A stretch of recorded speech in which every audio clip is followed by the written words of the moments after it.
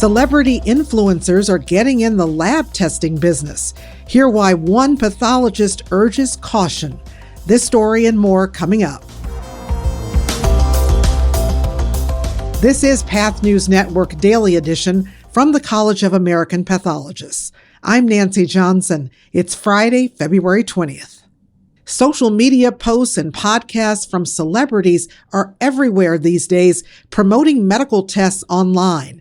But are they overselling the benefits, and can you trust these tests?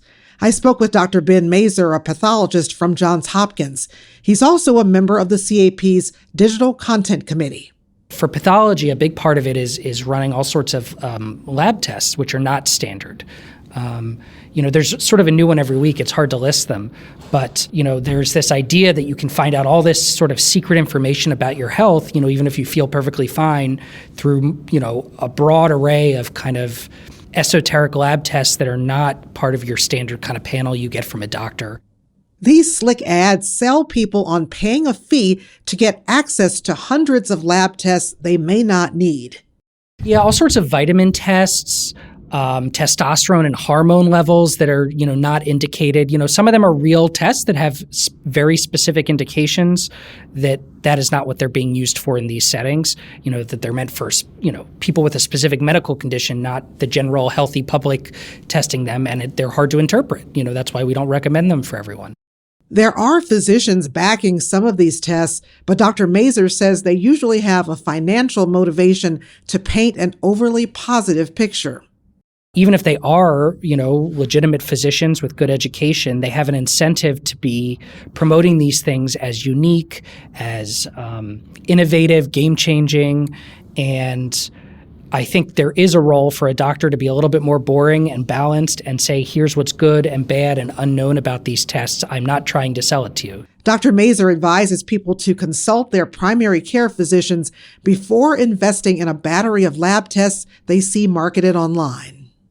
Artificial intelligence tools designed to guide cancer treatment decisions are beginning to reach the market as oncologists weigh how to best use them in clinical care. A recent story in Stat says companies are developing machine learning systems that analyze tumor images to uncover patterns beyond what the human eye can detect. The goal is to help doctors choose the most effective therapy, especially in cases where it's unclear which treatment will work best for a particular patient. Oncologists at Dana-Farber Cancer Institute call the technology promising and say it could help them reach a new level of personalized medicine.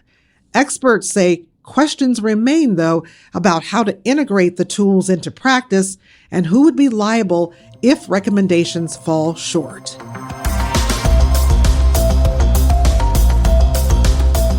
Second diagnostic opinions in bone and soft tissue sarcoma may improve patient survival.